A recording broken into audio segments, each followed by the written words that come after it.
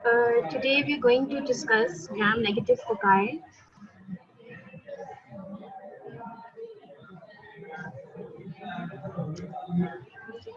And from tomorrow onwards, you're going to have your lectures in hemodynamics from Journal Bags.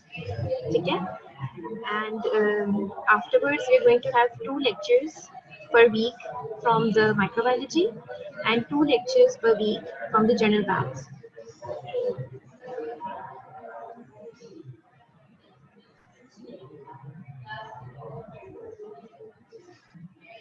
Okay.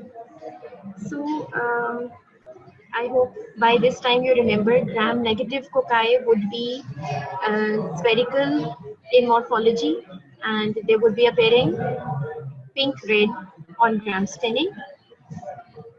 Okay. So let's start it. It's basically chapter number 16 in Levinson, 15th edition. And the lecture slides are based on your book, basically. And in some parts I've added some diagrams to help you out. And in some slides I've tried to simplify the concept. So starting the lecture, the genus Neisseria. Okay, so gram negative cocci जो है उसके अंदर सिर्फ Nigeria की ही example आपको अमूमन पढ़ाई जाती है, ठीक है। नाइजेरिया एक ग्रुप है ग्राम नेगेटिव डिप्लोकोकाई और इसकी 2 इम्पोर्टेंट बैक्टीरिया हैं इस जीनस में, नाइजेरिया मेनिंजिटिस और नाइजेरिया गोनोरी, ठीक है। थोड़ा थोड़ा सा नाम इंडिकेट कर रहे हैं, मेनिंजिटिस जो है वो मेनिंजाइटिस कॉज करेगा और नाइजेरिया गोनोरी जो है वो गोनोरिया कॉज करेगा। तो बेसिकली नाइजेरिया मेनिंजिटिस सिर्फ मेनिंजाइटिस नहीं करता, इसकी एक और कंडीशन भी होती है जिसको हम कहते हैं मेनिंगोकॉक्सीमिया, ठीक है। अब इन दोनों कंडीशंस में क्या डिफरेंसेस हैं, इनकी कैसी अपीयरेंस होती है, क्लिनिकली आपको कैसे पता चलेगा ये कौन सी डिजीज है, ये हम कुछ पिक्चर्स में देखेंगे फर्दर, ठीक है। और नेक्स्ट जो फॉलोइंग स्लाइड्स हैं उनमें हमें आइडिया हो जाएगा। नाइजेरिया गोनोरी जो डिजीजेस कॉज करता है उसमें गोनोरिया, फिर न्यूनेटल कंजक्टिवाइटिस जिसका दूसरा नाम है ऑफ्थेल्मिया न्यूनेटोरम, ठीक है। This is basically an eye infection which is observed in newborn babies, and the third is pelvic inflammatory disease, okay, this is abbreviated as PID. So Neisseria meningitis basically gram negative diplococci which are kidney bean like in their shape, and they always occur in pairs and usually they're intracellular, okay.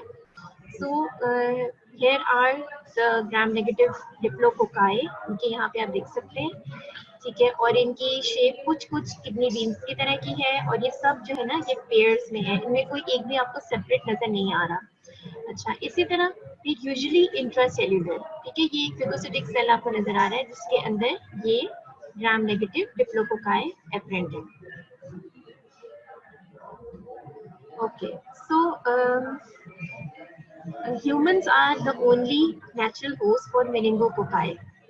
These organisms are transmitted by airborne droplets, ठीक है। एक से दूसरे को कैसे transmit होते हैं, via airborne droplets, and then when they reach the nasopharynx they colonize the membranes of the nasopharynx and they become a part of the transient flora of the upper respiratory tract.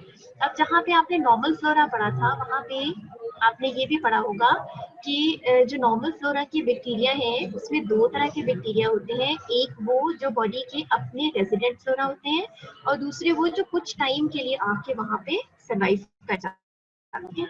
Okay, so from the नेजोफैरिंक्स, जब ये नेजोफैरिंक्स में आके वहां पे transit यानी कुछ time के लिए अब इन्होंने अपर रेस्पिरेटरी ट्रैक्ट में सर्वाइव करना है, so how would they survive, they need their own growth requirements, ठीक है, उनको अपनी कंडीशंस चाहिए ग्रो करने के लिए, so they can either and they can enter the blood stream and they can spread to specific sites such as meninges और joints और be disseminated through the body, ठीक है। तो नेजोफेरिंक्स से जब एक दफा ये एंटर हो गए, अब ये उस लोकल एरिया में कुछ इन्फ्लेमेशन कॉज करेंगे, कुछ इन्फेक्शन कॉज करने की कोशिश करेंगे, फिर ब्लड के थ्रू ये डिफरेंट साइट्स पे रीच करेंगे जिसमें डिस्टेंट साइट्स हैं, फॉर एग्जांपल मेनिंजेस हैं, जॉइंट्स हैं, या फिर they may be disseminated throughout the body. अगर ये पूरी बॉडी में स्प्रेड कर जाए ब्लड के थ्रू तो इस कंडीशन को हम कहते हैं मेनिंगोकॉक्सीमिया, ये कॉम्प्लिकेशन है।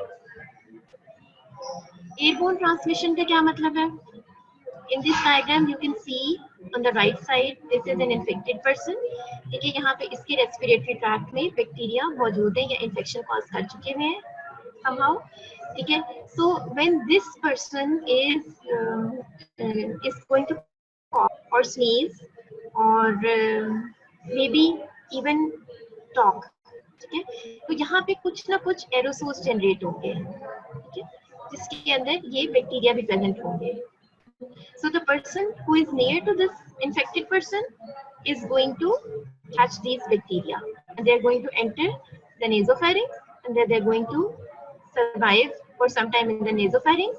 Then either they are going to cause a local infection or inflammation here, or they can extend to the nearby areas, for example meninges, and they can also reach the distant areas, for example joints, and sometimes if they're causing the meningococcemia, then other parts of the body through blood.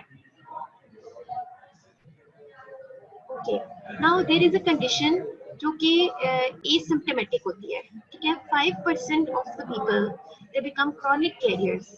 अब chronic carriers में क्या होता है, इनमें खुद चाहे symptoms ना भी हो, लेकिन they can cause as a source of infection to others. कि जो कैरियज रेट है, it can be as high as 35% in people who live in close quarters. So इसीलिए मेनिंजाइटिस जो है, इसमें आप देखें कि आपके पास किस किस तरह के क्लिनिकल सिनेरियो या क्लिनिकल केसेस आ सकते हैं.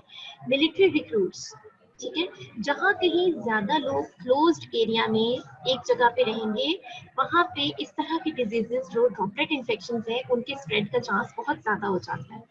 ठीक है, तो आपके पास यहाँ क्या क्या एग्जांपल्स हैं. एक मिलिट्री रिक्रूट्स आ गया, ठीक है, आर्म्ड फोर्सेस के prior to the use of, अच्छा, वैक्सीन के इस्तेमाल से पहले जो है मेनिंजाइटिस ये आर्म फोर्सेस के एरियाज में बहुत ज्यादा फैल जाता था, इसी वजह से क्योंकि ये एक छोटे एरिया में बहुत ज्यादा लोग इकट्ठे रहते थे. अच्छा, इसके अलावा और किन लोगों में हो सकता है ये, और कौन से लोग कैरियर हो सकते हैं. कोई फैमिली मेंबर्स हो सकते हैं, या कोई ऐसे लोग जो टेक केयर कर रहे हैं पेशेंट्स को. ठीक है, तो पेशेंट को टेक केयर करने वाले कौन कौन से लोग होते हैं, उसके घर के लोग हो सकते हैं. अगर वो कहीं पे एडमिटेड है तो वहाँ पे उसका जो भी स्टाफ उसको हैंडल कर रहे हैं, नर्सिंग स्टाफ हो सकता है, वार्ड बॉय हो सकते हैं, ठीक है, और डॉक्टर्स हो सकते हैं. Outbreak of the meningococcal disease also have occurred in college students living in dormitories. ठीक है, तो यहाँ पे एक और एग्जांपल आपके पास आ गई, जो हॉस्टल्स में या नर्सिंग होम्स में या आप कह सकते हैं कि इसी तरह ऑर्फनेजेस में बहुत ज्यादा लोग एक छोटे, मतलब एक प्रॉपर एरिया में बहुत ज्यादा लोग रहते हैं, क्लोज एरिया में, तो वहाँ पे ये डिजीज स्प्रेड कर सकती है इस तरह की. ठीक है, और कैरियर्स भी बहुत सारे हो सकते हैं. मतलब ये कि जरूरी नहीं है कि हर बंदे में सिम्टम्स नजर आए, कुछ लोग एसिम्प्टोमेटिक कैरियर भी हो सकते हैं. ठीक है, जब सिम्टम्स नजर आ गए तब तो पेशेंट हो गया ना, तब फिर कैरियर नहीं रह जाएगा. ओके, तो विजिलेंस फैक्टर्स इसके क्या क्या हैं. सबसे पहले कि जो नेज़ेरिया मेनिंजाइटिस है, इसका एक कैप्सूल होता है जो बेसिकली पॉलीसैकेराइड्स से बना होता है. पॉलीसैकेराइड कैप्सूल है, और ये कैप्सूल जो है, ये इसके दो फंक्शंस हैं. एक तो ये प्रिवेंट करता है इन मेनिंगोकोकाई को to be eaten up by the phagocytic cells. ठीक है, नॉर्मली क्या होता है कि जो भी एंटीजन बॉडी के अंदर एंटर होता है, कोई भी फॉरेन एंटीजन या बैक्टीरिया या कोई भी इस तरह की चीज, तो जो फेगोसिटिक सेल्स हैं वो उसको इनगल्फ करके उसको प्रेजेंट करते हैं एंटीजन को to the antigen presenting cells, and present करते हैं उसको अपने सरफेस पे, and from these antigen presenting cells they are attacked by the T cells, और उसके बाद जो है वो एक इम्यून चेन स्टार्ट हो जाती है. तो फेगोसिटिक सेल्स जो है वो उनको डिग्रेड करते हैं, जो भी ऑर्गेनिजम्स वो कैप्चर कर लेते हैं. ठीक है, लेकिन जो इनका पॉलीसैकेराइड कैप्सूल है, it helps them out and they prevent to be eaten by the phagocytic cells. Second क्या है कि ये जो पॉलीसैकेराइड कैप्सूल है, इसके अगेंस्ट एंटीबॉडीज बनती है बॉडी में. ठीक है, ओके, इसकी सिग्निफिकेंस हम अभी डिस्कस करेंगे. एंटीबॉडीज की वजह से हम इसको किस चीज में यूज कर सकते हैं, डेफिनेटली वैक्सीन में. ठीक है, so meningococci, they are divided into at least 13 serological groups on the basis of their antigenicity of their capsular polysaccharides. तो 13 serotypes जो है ना इनकी, वो इस polysaccharide capsule के बेस पे हैं. ठीक है, तो अब हमारे पास इसके तीन फंक्शन आ गए. नंबर 1, फेगोसिटोसिस से बचाता है बैक्टीरिया को. नंबर 2, इसकी वजह से बॉडी में एंटीबॉडीज क्रिएट होती हैं, सो हम इसको वैक्सीनेशन में यूज कर सकते हैं. नंबर 3, इसके बेस पे हम नेज़ेरिया मेनिंजाइटिस को 13 सीरोटाइप्स में या सीरो ग्रुप्स में सब डिवाइड करते हैं, ठीक है, इस कैप्सूल के बेस पे। अब इसमें से इन 13 सीरो ग्रुप्स में से सब के सब एक जितने विरलेंट नहीं होते, ठीक है। 5 serotypes they cause most cases of meningitis and meningococcaemia. इसमें आते हैं ए, बी, सी, वाई और W135, ठीक है। ये 5 सीरोटाइप्स आपने इसके याद रखने हैं। ये एमसीक्यूज में भी पूछे जा सकते हैं, एससीक्यू में भी पूछे जा सकते हैं। और जो वैक्सीन है इसकी, उसमें भी बी के अलावा बाकी चारों वैक्सीन के लिए भी यूज होती हैं, ठीक है। So you have to remember कि कौन कौन से इसके सीरोटाइप्स हैं। 13 है, 13 में से ज्यादा डिजीजेस कॉज करने वाले कौन से हैं? 5, A, B, C, Y and W135। और इन 5 में से बी के अलावा बाकी सारे वैक्सीन बनाने में यूज होते हैं। ये हम अभी वैक्सीन में दोबारा पढ़ेंगे डिटेल में, ठीक है। So serotype A is the leading cause of epidemic meningitis worldwide. ये एक और बात आपके याद रखने वाली है कि नाइजीरिया मेनिंजाइटिस का जो सीरोटाइप ए है, it is basically the cause of epidemic meningitis. Epidemic क्या होती है? Epidemic is the outbreak, acute outbreak of a disease in a community, ठीक है, इट इज कॉल्ड एपिडेमिक। तो सीरोटाइप ए हमेशा एपिडेमिक्स कॉज करता है। सीरोटाइप बी जो है, ये ज्यादातर डिजीजेस यही कॉज करता है यूनाइटेड स्टेट्स में, और इसके अगेंस्ट कोई वैक्सीन भी नहीं है, ठीक है। अच्छा, अब ये क्यों ज्यादातर डिजीज कॉज करता है? नंबर 1, इसके अगेंस्ट वैक्सीन नहीं है, ठीक है। और इसके अलावा भी कोई रीजन हो सकता है? ओके, जो सीरोटाइप ए, सी, वाई और W135 है, ये सब ज्यादा स्ट्रॉन्ग किस्म की डिजीज कॉज कर सकते हैं। ए जो है स्पेसिफिकली जो एपिडेमिक्स है, आउटब्रेक्स कॉज करता है, इन सब के अगेंस्ट हमने वैक्सीन डेवलप कर ली हुई है, ठीक है। लेकिन बी के अगेंस्ट क्योंकि अभी कोई वैक्सीन नहीं है, इसलिए मोस्ट कॉमनली बाकी सबकी जो कॉज की हुई इन्फेक्शन है उसको किसी हद तक कंट्रोल कर लिया गया है, लेकिन अभी इसके अगेंस्ट वैक्सीन डेवलप नहीं हुई है, because it is non immunogenic. ये इम्यूनोजेनिक नहीं है, इसलिए इसके अगेंस्ट कोई वैक्सीन नहीं है। Okay, so this diagram shows you a section of the outer membrane of the Neisseria meningitis, ठीक है। यहाँ पे आप देख सकते हैं आउटर स्ट्रक्चर है इसका। सबसे एक्सटर्नल जो है इसमें कैप्सूल है, ठीक है। फिर आप ये देख सकते हैं कि जो typical gram negative cell wall है, उसके कंपोनेंट्स आपको यहाँ पे नजर आ रहे हैं, जैसे कि आउटर मेम्ब्रेन हो गया, पेरिप्लाज्मिक स्पेस हो गया, फिर ये इनर साइटोप्लाज्मिक मेम्ब्रेन हो गई, ठीक है। और यहाँ पे अच्छा, अब इसमें जो है ना लाइपोपॉलीसेकेराइड या एंडोटॉक्सिन जो है, उसका स्ट्रक्चर थोड़ा सा डिफरेंट होता है नाइजीरिया में, ठीक है। उसमें लाइपो ओलिगोसेकेराइड है, लाइपोपॉलीसेकेराइड नहीं है। तो जब नाइजीरिया में आप एंडोटॉक्सिन की बात करेंगे तो आप हमेशा लाइपो ओलिगोसेकेराइड कहेंगे, लाइपोपॉलीसेकेराइड नहीं कहेंगे, ठीक है। इसके अलावा यहाँ पे फिलाई नजर आ रहे हैं आपको, ठीक है। और ये कुछ आउटर मेम्ब्रेन प्रोटीन्स है, इनको ऊपर प्रोटीन, ठीक है, आउटर मेम्ब्रेन प्रोटीन्स है ये, ओके, ये फॉस्फोलिपिड्स है। यहाँ पे हम देख सकते हैं कि इन दोनों में क्या डिफरेंस है। एलपीएस लाइपोपॉलीसेकेराइड एंड एलओएस, इन दोनों में क्या डिफरेंस है? जो एलपीएस है, इसमें आप देख सकते हैं कि ये जो कोर चेन है, ये ज्यादा एलोंगेटेड है, ठीक है। तो पहले एक लिपिड ए है, फिर ये कोर चेन है, और फिर ये इसके ऊपर ओ एंटीजन है, ठीक है। तो कोर चेन इसकी ज्यादा लंबी है, ठीक है, और इसकी शॉर्ट है, और यहाँ पे इसके साथ ही अटैच होते हैं। Neisseria meningitidis, it contains endotoxin in the outer membrane, like many other gram-negative bacteria. It consists of lipo-oligosaccharide rather than lipopolysaccharide. ठीक है, जो हम ग्राम नेगेटिव रॉड्स में पढ़ते हैं उसमें लाइपोपॉलीसेकेराइड है, और जो हम ग्राम नेगेटिव कोकाई में पढ़ते हैं उसमें लाइपोओलिगोसेकेराइड है। नाइजीरिया मेनिंजिटिस में ही नहीं, नाइजीरिया गोनोरी में भी लाइपोओलिगोसेकेराइड ही है। Both the lipopolysaccharide and lipooligosaccharide, they contain lipid A, but oligosaccharide part of the lipooligosaccharide contains few sugars, whereas polysaccharide part contains a long repeated sugar side chain, ठीक है। ये मैंने आपको बताया, ये जो शुगर साइड चेन है इसकी, ये ज्यादा लंबी होती है लाइपोपॉलीसेकेराइड में, और ओलिगोसेकेराइड में ये शुगर चेन या 4 मॉलिक्यूल्स हैं, ये इनका नंबर कम है। सो एंडोटॉक्सिन जो है वो क्या करती है? Just a brief revision, endotoxin करती है fever, shock and other pathophysiological changes in purified form, and it can reproduce many of the clinical manifestations of the meningococcemia. Third vigilance factor इसका क्या है? IgA प्रोटीएज, ठीक है। जैसे कि नाम इंडिकेट कर रहा है, it has something to do with IgA. ठीक है, so IgA protease is an enzyme that degrades the secretory IgA, which is present on the mucosal surfaces in the mucosal secretions of the body, and thus it disables the local host defenses and helps the bacteria to attach to the membranes of the upper respiratory tract. जैसे हमने discuss किया था कि ये कैसे enter हो रही है बॉडी में, ये नेजोफेरिंक्स से एंटर हो रहे हैं. ठीक है, तो जब नेजोफेरिंक्स में ये कोलोनाइज कर रहे हैं, वहां पे IgA प्रोटीएज जो इनका एंजाइम है उसकी मदद से ये सिक्रेटरी IgA जो कि बॉडी सिक्रीशंस में प्रेजेंट होती है, जैसे कि टीयर्स, सलाइवा, ठीक है, म्यूकोजल सिक्रीशंस ऑफ द नेजोफेरिंक्स. ठीक है, तो ये जो सारी सिक्रीशंस हैं, इसके अंदर IgA एंटीबॉडी होती है जो कि प्रोटेक्टिव होती है. ठीक है, और नाइजीरिया मेनिंजिटिडिस क्या करता है, अपनी एंजाइम IgA प्रोटीएज की मदद से इस सिक्रेटरी IgA को डिग्रेड करके होस्ट डिफेंसेस को डिसेबल कर देता है, और इसकी मदद से जाके ये होस्ट डिफेंसेस डिसेबल होने की वजह से ये जाके अटैच कर जाता है to the membranes of the upper respiratory tract. ठीक है, यहाँ पे एक एग्जांपल आपको दी हुई है, mucosal surface is associated with the lymphoid tissue. अच्छा, ये जो है ये सिक्रेटरी IgA है. ठीक है, ये बॉन्ड इसका ब्रेक हो जाएगा तो it will be disabled. Okay, so just a brief look at the pathogenesis. क्या होता होगा, बेसिकली नेजोफेरिंग्स है. ठीक है, ये म्यूकोजल लेयर थी.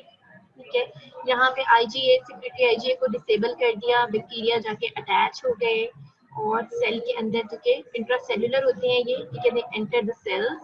ठीक है, फिर यहाँ से बेसमेंट मेम्ब्रेन एपिथेलियल सेल्स हैं ये नेजोफेरिंग्स के, इनको एंटर करके यहाँ से बेसमेंट मेम्ब्रेन एंडोथेलियल सेल्स यहाँ तक रीच कर लिया, फिर सर्कुलेशन में एंटर हो गए. ठीक है, कुछ इनकाउंटर कर जाएंगे यहाँ पे जो PMNs हैं उनको इनकाउंटर करेंगे, लेकिन फिगोसिटोल्स नहीं होंगे. ठीक है, then they cross the blood brain barrier, they enter into the CSF, and basically they have different targets from now onwards. Some will go and affect the meninges. ठीक है, and there is a chance that they reach from the circulation to different areas like the joints and other parts of the body. So in meningococcemia, we have a life-threatening condition which is called Waterhouse-Friderichsen syndrome.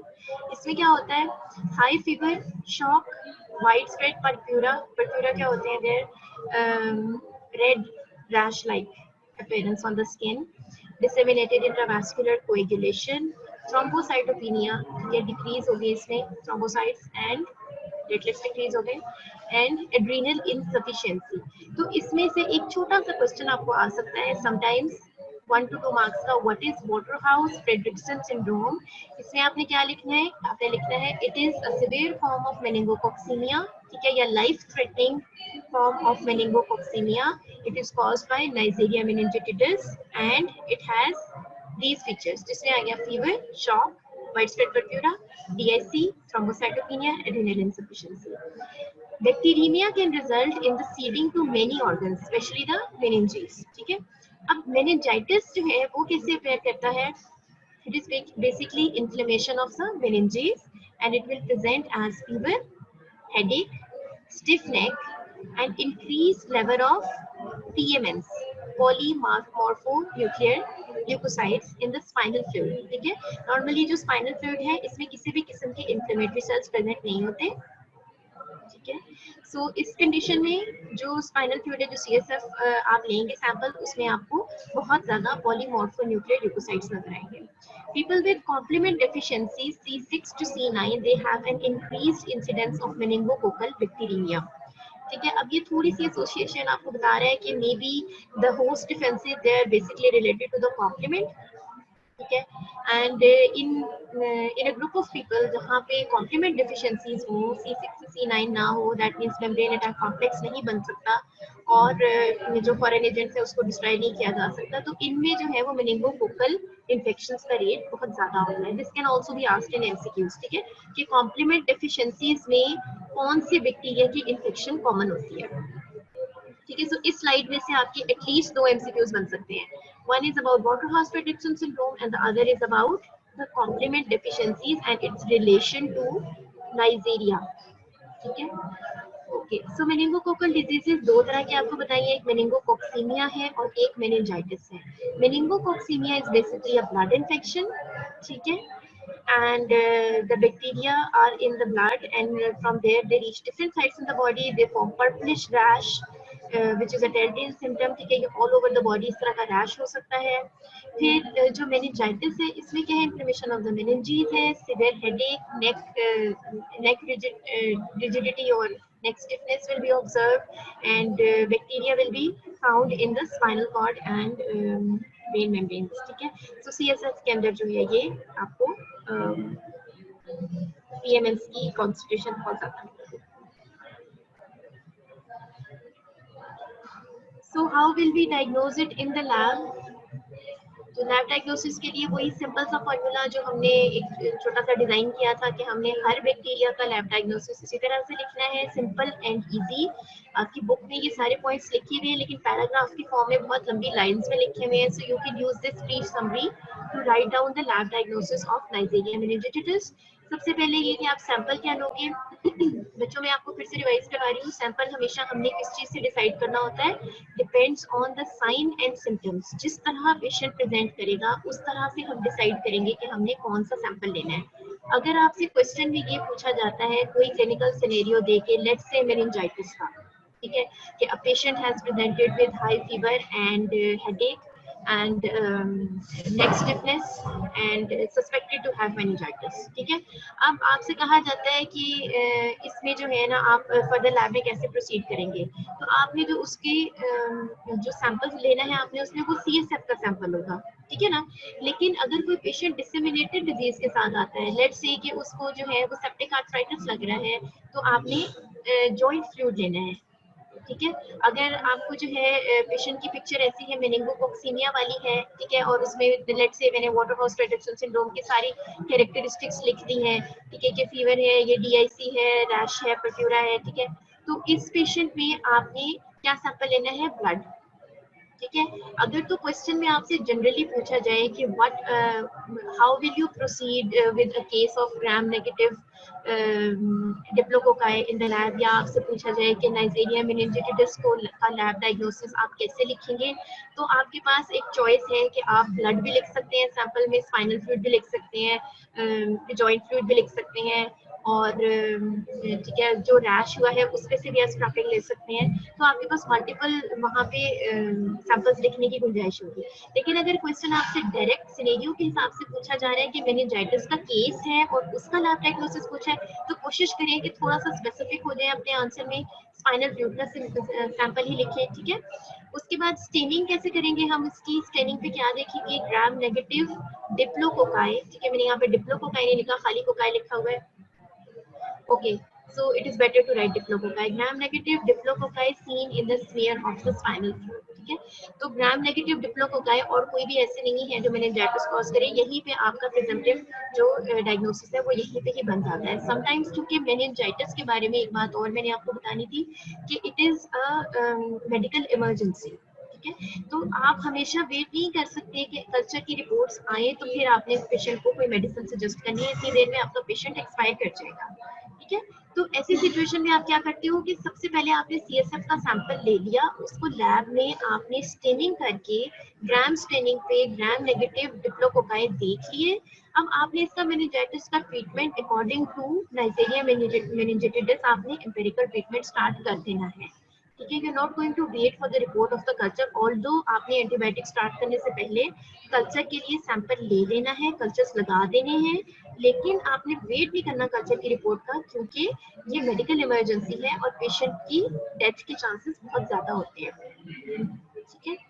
Okay, सो एक चीज और है कि इसमें Nigeria meningitis में हर age group के patients हो सकते हैं, लेकिन इसमें बच्चे भी हो सकते हैं, ठीक है। तो पीड्स पेशेंट्स में आपको और ज्यादा एहतियात करनी पड़ती है। सेकेंडली, CSF का सैंपल हम जब भी लेते हैं बच्चों, तो वो एक बहुत पेनफुल प्रोसीजर होता है, ठीक है। तो हर पेशेंट में तो नहीं लिया जाता, बहुत ज्यादा जरूरत होगी तभी हम वो सैंपल ड्रॉ करेंगे। तो डेफिनेटली उस पेशेंट को एज मेडिकल इमरजेंसी ट्रीट करने की जरूरत है जिसमें मेनिंजाइटिस लग रहा है। Organisms grow best on the chocolate agar incubated at 37 degree centigrade and 5% carbon dioxide atmosphere.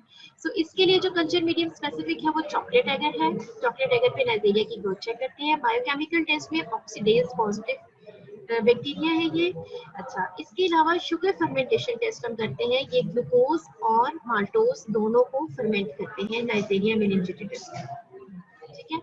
अच्छा, इसके अलावा इम्यूनोफ्लोरेसेंस भी हम कर सकते हैं। और लेटेक्स एग्लूटिनेशन टेस्ट में हमने पढ़ा था कि ये जो पॉलीसैकेराइड कैप्सूल है उसकी डिटेक्शन के लिए ये एक बहुत अच्छा टेस्ट है। ठीक है। सो अब हम हमारे पास कौन कौन सी टेस्ट आ गए। सबसे पहले हमने सैंपल ड्रॉ किया, फिर हमने उसकी स्टेनिंग की। कौन सी staining? Gram staining. Gram negative को गाया गया, फिर आपने उसको कल्चर किया चॉकलेट एगर पे। ठीक है। और फिर आपने बायोकेमिकल टेस्ट कौन से किए? ऑक्सीडेज टेस्ट आपने किया, ऑक्सीडेज पॉजिटिव आ गया। आपने शुगर फर्मेंटेशन देखी तो ग्लूकोज और माल्टोज दोनों को फर्मेंट कर दिया। आप इम्यूनोफ्लोरेसेंस भी कर सकते हैं। और लेटेक्स एग्लूटिनेशन से आपने कैप्सुलर पॉलीसैकेराइड को डिटेक्ट कर लिया। अच्छा, अब चूंकि हमारे जो एग्जाम में ज्यादातर क्वेश्चंस या तो बैक्टीरिया की पैथोजेनेसिस पूछी जाती है, विजिलेंस फैक्टर्स पूछे जाते हैं, या लैब डायग्नोसिस, और चौथी चीज है प्रिवेंशन या इम्यूनाइजेशन। ठीक है। तो ये चार चीजें इसमें पूछी जाती है। इसलिए अगर आपने लेट से ये एक पेज अच्छी तरह याद कर लिया है या ये एक स्लाइड अच्छी तरह याद कर लिया है, दैट मींस नाइजीरिया मेनिनजाइटिस का एक क्वेश्चन तो आपने बहुत अच्छा अटेम्प्ट कर लिया। ठीक है। So this is very important. Okay. So here you can see the gram negative nucleococci. ठीक है, ये आपको नजर आ रही है यहाँ पे। ठीक है, ये within the cells, within the pigments, यहाँ देख सकते हैं। Okay, next आपको कहा था चॉकलेट एगर पे इसकी ग्रोथ देखनी है। This is the chocolate agar which is somewhat like the color of the chocolate. ठीक है, ये जो है इसमें ये जो ये पिन पॉइंट कॉलोनीज है इसकी। ठीक है, ये आप देख सकते हैं स्टिक किया हुआ पूरा एगर, और ये ग्रोथ इसमें विजिबल है। This is oxidase test. It is a very simple test which is performed in the lab, और ये आपको आपके सिलेबस में भी शामिल होता है। आपको सिखाते भी हैं कि ये कैसे करना है। ठीक है, इसमें बहुत सिंपल है। जो सैंपल है उसमें से आपने जो इनोकुलम है वो आपने फिल्टर पेपर के ऊपर लगा के उसके ऊपर freshly prepared oxidase reagent add करना है। अगर इस बैक्टीरिया में ऑक्सीडेज एंजाइम प्रेजेंट होगा तो यहाँ पे कलर चेंज होके पर्पल ब्लू कलर आ जाएगा। ठीक है, और जो ऑक्सीडेज नेगेटिव है उसमें कुछ भी नहीं लगता। So Neisseria oxidase positive. Next is treatment. जो ड्रग कॉमनली यूज की जाती है पेनिसिलिन जी है। इसके अलावा थर्ड जनरेशन सेफ्लोस्पोरिन भी यूज कर सकते हैं। ठीक है, इसमें रेजिस्टेंस वगैरह कॉमन नहीं होती। और चंद एक स्ट्रेन हैं जिसमें से प्रोफ्लॉक्सासिन की रेजिस्टेंस 2007-8 में सामने आई थी, लेकिन एज सच इसमें बहुत ज्यादा रेजिस्टेंस नहीं होती। अच्छा, अब जो है हम जो इस टॉपिक का यानी कि नाइजीरिया मेनिनजाइटिस का लास्ट इम्पोर्टेंट क्वेश्चन जो कि हमारे एग्जाम में आ सकता है हम वो करने लगे हैं। ठीक है, इसमें क्या है? प्रिवेंशन। प्रिवेंशन में मैंने आपको कहा था कि प्रिवेंशन जिस बैक्टीरिया की इम्पोर्टेंट होगी पढ़नी वो मैं आपको साथ साथ बता दूंगी। ठीक है, तो अपनी बुक्स में ये मार्क कर लें कि आपने नाइजीरिया मेनिनजाइटिस की प्रिवेंशन जरूर पढ़नी है। दो तरह की प्रिवेंशन है इसकी। एक तो हम फार्माकोलॉजिकल यानी कि ड्रग रिलेटेड हम दे सकते हैं, जिसको कीमो प्रोफाइलेक्सिस कहते हैं। ठीक है, कि जो पेशेंट जो लोग एट रिस्क हैं कम्युनिटी में, उनको हमने पहले से ये मेडिसिन प्रोफाइलेक्टिकली दे दी है। ठीक है, फॉर एग्जांपल वो लोग जो क्लोज कॉन्टेक्ट्स हैं, केसेस जो रिपोर्टेड केसेस हैं उनके जो क्लोज कॉन्टेक्ट्स हैं, उनको हमने प्रिवेंट करने के लिए लेट्स से रिफैम्पिन या सिप्रोफ्लॉक्सासिन दो ड्रग्स हैं जो हम दे सकते हैं। ठीक है। अच्छा, सेकंड क्या है इसमें? The most important question that can be asked in viva and in theory and in MCQs. ठीक है, इसमें है इम्यूनाइजेशन। अब हमने शुरू में पढ़ा था कि 13 डिफरेंट स्ट्रेन्स हैं नाइजीरिया मेनिनजाइटिस के जो कि बेस्ड हैं इसके कैप्सुलर पॉलीसैकेराइड के ऊपर। ठीक है, और हमने ये भी पढ़ा था कि जो पॉलीसैकेराइड कैप्सूल है वो एंटीबॉडीज इंड्यूस करता है। तो हमें जो है इस इंफॉर्मेशन का हम कैसे यूज कर सकते हैं कि इसकी जो भी वैक्सीन होगी उसमें बेसिकली इन्हीं स्ट्रेन्स को यूज करके बॉडी को प्रोटेक्शन दी जाएगी। ठीक है, ताकि डिजीज डेवलप ना हो। तो वैक्सीनेशन का कंसेप्ट आपको शायद पता होगा कि जो वीकेंड या आप कह सकते हैं आफ्टर रिपीटेड मसाज जब हम इनकी विरुलेंस कम कर देते हैं या ख़त्म कर देते हैं एक स्ट्रेन की, लेकिन उसकी इम्यूनोजेनिसिटी बरकरार रहती है, यानी कि वो इम्यून रिएक्शन कॉज कर सकता है मगर डिजीज कॉज नहीं कर सकता, ठीक है। तो उसको हम बॉडी के अंदर इंजेक्ट करते हैं for prevention of any disease. इसमें मेनिंगोकोकल वैक्सीन जो है इसकी 3 टाइप्स आपकी बुक में लिखी हुई हैं, ठीक है। और तीनों टाइप्स में यही 4 स्ट्रेन इस्तेमाल हुए हुए हैं जो कि ए, सी, वाई एंड W135 है एज इम्यूनोजेन। ये चारों स्ट्रेन यूज किए हुए हैं। स्ट्रेन बी यूज नहीं किया हुआ, वो मैंने आपको बता दिया था कि स्ट्रेन बी जो है वो इम्यूनोजेनिक नहीं होता, इम्यूनोजेनिक रिस्पॉन्स जनरेट नहीं करता, एंटीबॉडीज नहीं बनती इस तरह कि हम उनको यूज कर सकें।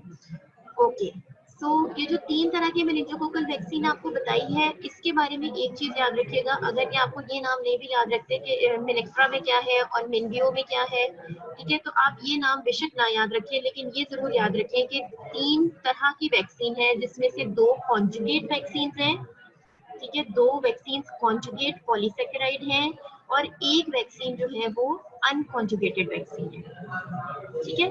जो कॉन्जुगेट वैक्सीन है इसमें आप देखिए यही 4 पॉलीसेकेराइड्स ए, सी, वाई और W135, ठीक है।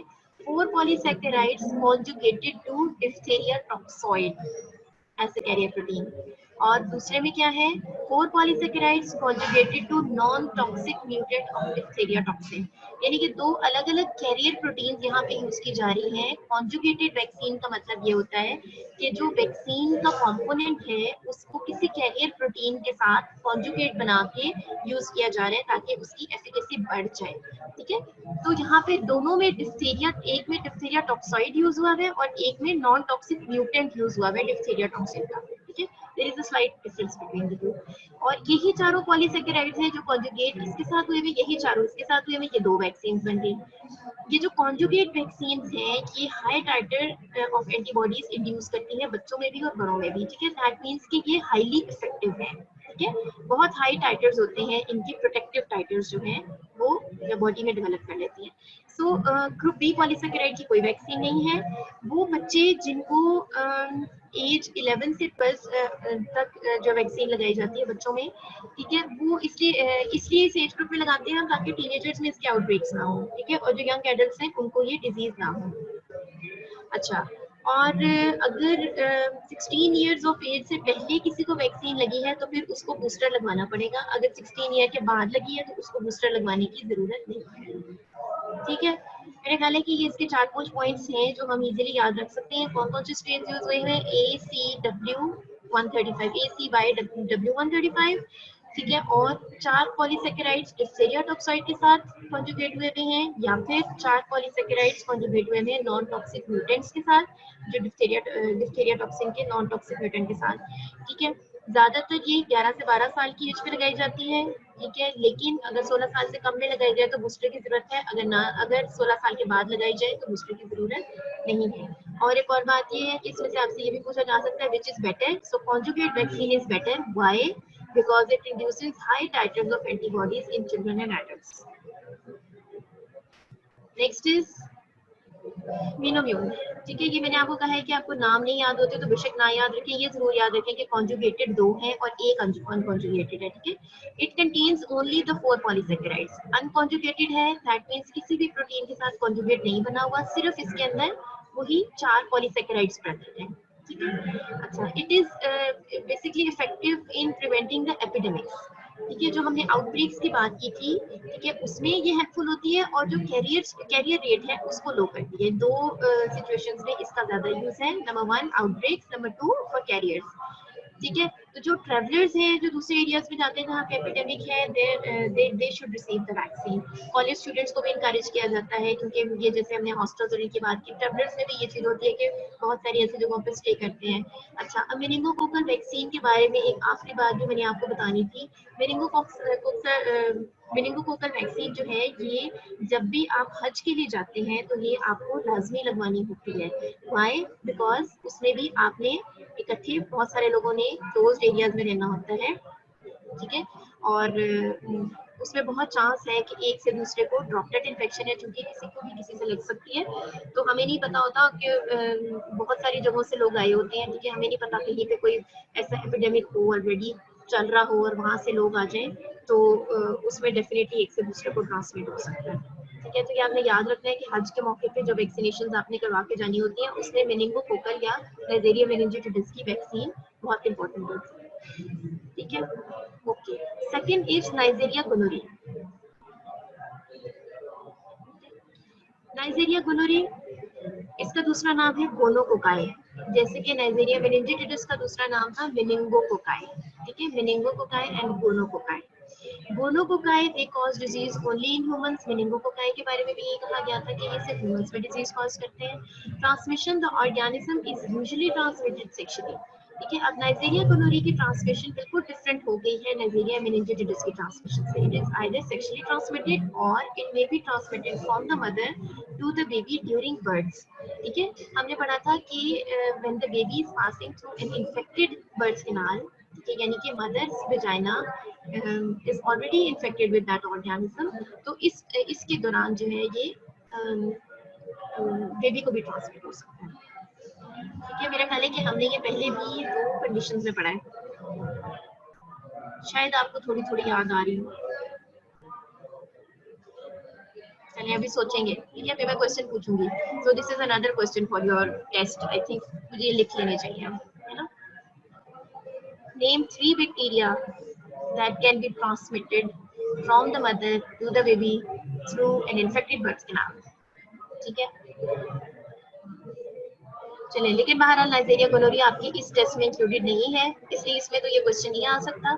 तो मे बी नेक्स्ट जहाँ पे हमने सारी बैक्टीरियोलॉजी का टेस्ट लेना होगा ना, वहाँ पे इस तरह के क्वेश्चन मैं आपको दूंगी। Okay, gonococcus is quite sensitive to dehydration and cool conditions. ठीक है, gonorrhoea is usually symptomatic in men but often asymptomatic in women. ठीक है, तो समटाइम्स आपके पास एसिम्प्टोमेटिक पेशेंट आता है लेकिन उसका आपने कोई विजाणु स्वाब भेजा लेट से, या इस तरह की कोई आपने तो आपको पता चला कि कोलोनाइज किया हुआ बैक्टीरिया ने, लेकिन अभी इन्फेक्शन नहीं है। Genital tract infections are most common source of organism, but anorectal and pharyngeal infections are important sources as well. ठीक है, नाइजेरिया गोनोरिया की डिजीजेस जो हैं उसमें एक तो गोनोरिया आ गया, ठीक है, फिर उसमें PID पेल्विक इन्फ्लेमेटरी डिजीज आ गई, और इसके साथ साथ इसमें तीसरी जो इम्पोर्टेंट कंडीशन है वो ऑफ्थेल्मिया नियोनेटोरम है, जिसका दूसरा नाम है नियोनेटल कंजक्टिवाइटिस।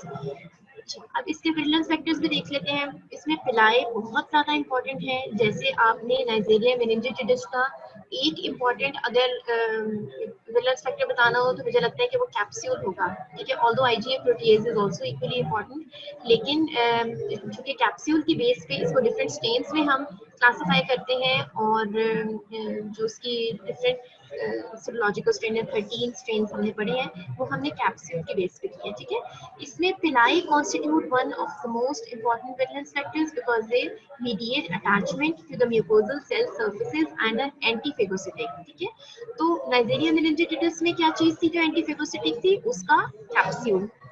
ठीक है, और क्लासिफाई भी कैप्सूल की बेस पे हो रहा था, एंटीफेगोसिटिक भी कैप्सूल था, एंटीबॉडीज भी कैप्सूल के केस बन रही थी, that is why it was very important है। इसी तरह यहाँ पे पिलाई बहुत इंपॉर्टेंट है। पिलाई की बेस पे इनको हम फर्दर सब क्लासिफाई भी कर सकते हैं। पिलाई की बेस पे ये जो एंटीफेगोसिटिक पिलाई ही है जो एंटीफेगोसिटिक भी है, और जिन गोनोकोकाई के अंदर पिलाई प्रेजेंट होते हैं यूजुअली वही विरुलेंट होते हैं। दूसरे जो है वो जिनके अंदर पिलाई प्रेजेंट नहीं है दे आर एविरुलेंट, यानी कि वो डिजीज कॉज नहीं करते। Two virulent factors in the cell wall are endotoxin, lipo-oligosaccharide, and the outer membrane proteins. The organism's IgA protease can hydrolyze the secretory IgA, which could otherwise block the attachment to the mucosa. ठीक है, तो ये जो mucosal secretions होती हैं जिनके अंदर ये IgA का component भी होता है, they basically meant कि ये clearance करती रहे उस surface की, और वहाँ पे किसी भी किस्म के बैक्टीरिया या वायरसेस को अटैच ना होने दें। ठीक है, तो जो IgA प्रोटीज को जो हम पढ़ रहे हैं, जो हमने नाइजेरिया मेनिंजाइटिस में भी पढ़ा और नाइजेरिया गोनोरिया में भी प्रेजेंट है, बेसिकली इसका फंक्शन क्या होता है? This is an enzyme to degrade the protective IgA, which is a secretory IgA in the mucosal secretions, and help the bacterium to attach to the mucosa. And gonococci, they have no capsules. So अगर gonococci के virulence factors आपसे